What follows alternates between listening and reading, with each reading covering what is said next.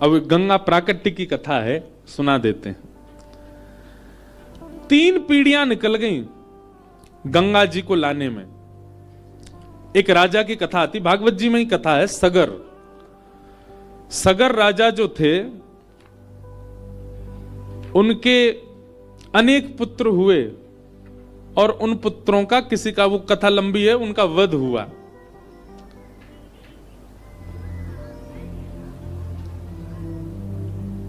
और वध भी कैसे हुआ?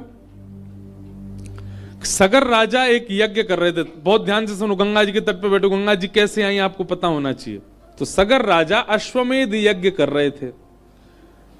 तो अश्वमेध यज्ञ में एक नियम होता है कि अश्व जो है उसको छोड़ा जाता है, मुक्त छोड़ा जाता है, जब तक उसको कोई पकड़ ना ले वहां तक, ऐसा कुछ नियम होता है अश्वमेध यज्ञ में।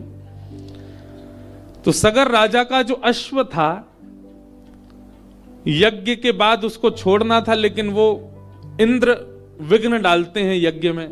तो इंद्र ने क्या किया, उस अश्व को ले जा करके कपिल भगवान की कुटिया, जो कि अब कहां है, गंगा सागर में, जहां गंगा जी सागर में जाकर, तब गंगा जी नहीं थी, तब केवल सागर थे। कपिल भगवान की कुटिया पर जाकर के उस घोड़े को बांध दिया। सगर राजा ने अपने अनेक पुत्रों से कहा कि अश्वमेध यज्ञ में जो मेरा घोड़ा था वो कहीं खो गया है, कोई उसको ले गया, उसको ढूंढ के लाओ, वही घोड़ा चाहिए। ढूंढते ढूंढते ढूंढते ढूंढते जैसे ही महाराज पहुंचे सागर पर, कपिल भगवान बैठे थे। कपिल भगवान की कुटिया पर, आश्रम पर जब उन्होंने वो घोड़े को बंधा हुआ देखा तो सबने मन में विचार किया, ये बाबा हमारे पिताजी के घोड़े को हरण करके लाया है।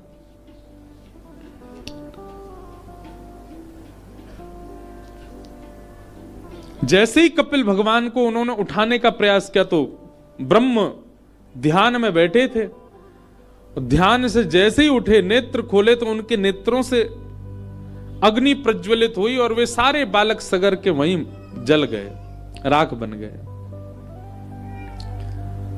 तब सगर महाराज ने अपने अन्य बालकों को कहा कि जाओ, जाकर के ढूंढ करके लाओ, मेरे बालक सब कहां हैं। पहले तो घोड़े ढूंढने गए, बालक भी नहीं मिल रहे। ढूंढते ढूंढते जब वे सब लोग गए और जाकर के देखा कपिल भगवान बैठे थे, कपिल भगवान के चारों ओर राख का ढेर पड़ा था। जाकर के कहा कि भगवान, हमारे पूर्वज मिल नहीं रहे हैं, कहां हैं? तब कपिल भगवान ने कहा, देखो हमारी ब्रह्म अग्नि से वे सब नष्ट हो गए हैं और उन्हीं की ये ढेर राख का पड़ा है। क्योंकि एक साधक की तपस्या भंग करने के लिए लोग आए थे, इसलिए इनको मुक्ति नहीं मिली है अभी। बोले इनको मुक्ति कैसे मिलेगी? बोले इनको मुक्ति यदि दिलाना चाहते हो तो विष्णुपदी, भगवान विष्णु के नित्य अभिषेक का जो चरणामृत वैकुंठ में है, यदि वो पृथ्वी पर आवे और वो इनका स्पर्श करे तो ये मुक्त हो जाएंगे। तब महाराज इन्हीं हिमालयों पर खड़े होकर के 3 पीढ़ियों ने, एक पिताजी, एक दादाजी पूरे जीवन निकल गए सेवा करते करते, गंगा जी नहीं आई। दूसरे निकल गए, गंगा जी नहीं आई। और उसी वंश में तीसरी पीढ़ी में आए भगीरथ जी, और उन्होंने जब यहां पर तपस्या की तो 3 पीढ़ियों तक गंगा जी नहीं आई। 3 पीढ़ी बाद गंगा जी ने मन में विचार किया कि अब चलना चाहिए, इतना हमें बुला रहे हैं। तो गंगा जी नहीं आ रही थी, उसके पीछे कारण था। गंगा जी के मन में भाव था कि भाई ये संसार के लोग सब अपने पाप धोने आएंगे मेरे अंदर, और कहा मैं अत्यंत पवित्र करने वाली देव नदी हूं, और ये सब लोग आकर के मुझ में अपने पाप धो देंगे, मुझे मतमैला कर देंगे, पाप युक्त कर देंगे। इसलिए गंगा जी ने 3 पीढ़ियां निकालती नहीं आई। जब भगीरथ ने आकर के तपस्या की तब गंगा जी के मन में, हृदय में थोड़ी दया आई और गंगा मैया बोली अब मुझे आना चाहिए। और वैकुंठ से प्रकट होकर के श्री गंगा मैया भूतल पर आने लगी। जैसे ही आई तो श्री महादेव, देवादिदेव महादेव ने उनको अपनी जटाओं में बांध लिया। अब गंगा जी के प्रादुर्भाव के कई प्रसंग सुनाए जाते हैं। एक तो यह है कि नित्य चरणोदल है गंगा जी, नित्य वैकुंठ में भगवान का चरण जो देवतागण सब उसका अभिषेक करते हैं वही जल आ रहा है। एक अर्थ यह है कि जब भगवान ने वामन अवतार धारण किया तो 2 पग से जब तीनों लोक नापने लगे तो दूसरा पग रखते ही भगवान के अंगुष्ठ के नख से ब्रह्मांड का भेदन हुआ और वैकुंठ का ये जो जल था चरणामृत का 2 पग से तीनों लोक नापे तो ब्रह्मलोक भगवान का चरण पहुंचा तो ब्रह्मा जी ने ठाकुर जी के चरण धोकर के अपने कमंडल में रखा, वही गंगा जी हैं।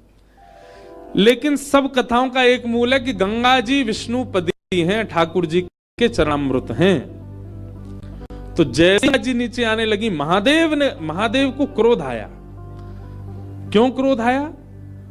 बोले कहां दुर्गा सप्तशती में कहते हैं कुपुत्रो जायेत क्वचित माता न भवति, पुत्र कुपुत्र हो सकता है, माता कभी माता नहीं होती। और ये गंगा मैया वात्सल्य रूपा होकर के, मैया रूप होकर के, और इन्होंने इतनी निर्दयता की 3 पीढ़ियां निकल गई है, अब जा रही हैं।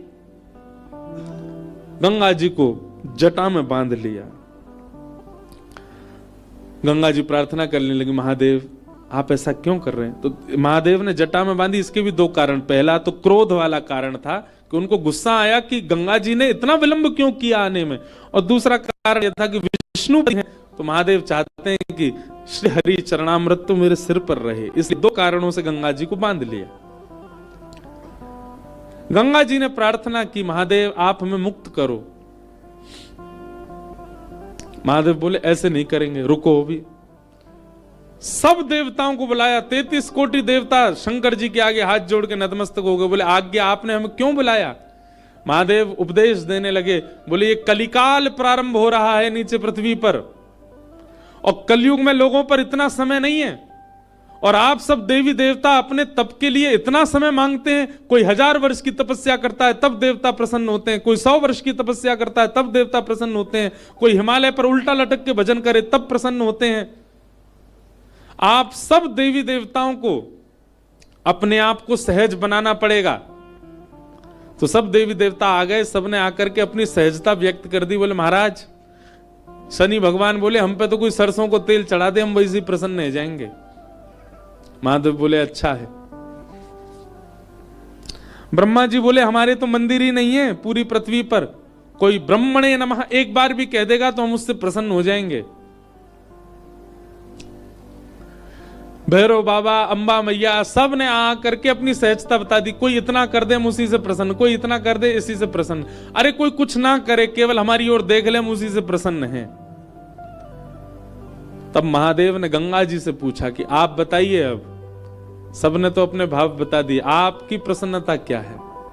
तब गंगा जी कहती हैं, गंगे गंगे तियो ब्रूयात योजनानां सतैरपि मुच्यते सर्व पापेभ्यो विष्णुलोकम सगच्छति। हे महादेव, मैं वचन देती हूं, मैं जहां जहां से बहती हुई जाऊंगी, मेरे तट से 100-100 योजन दोनों तरफ तक, जहां तक मेरी वायु भी नहीं पहुंच रही है मेरा स्पर्श करके, ऐसे 100 योजन दूर बैठ करके व्यक्ति भी यदि गंगे गंगे गंगे गंगा गंगा गंगा कह करके स्नान कर ले, और स्नान ना भी करे केवल गंगा गंगा बोल दे, उसके समस्त पाप नष्ट होंगे और उसको विष्णु लोक की प्राप्ति होगी। जब गंगा जी ने अपनी इस सरलता और सहजता को व्यक्त किया, तब महादेव ने अपनी एक जटा को खोला और जटा शंकरी बनकर के श्री गंगा जी भूतल पर प्रकट हुई। बोलो गंगा मैया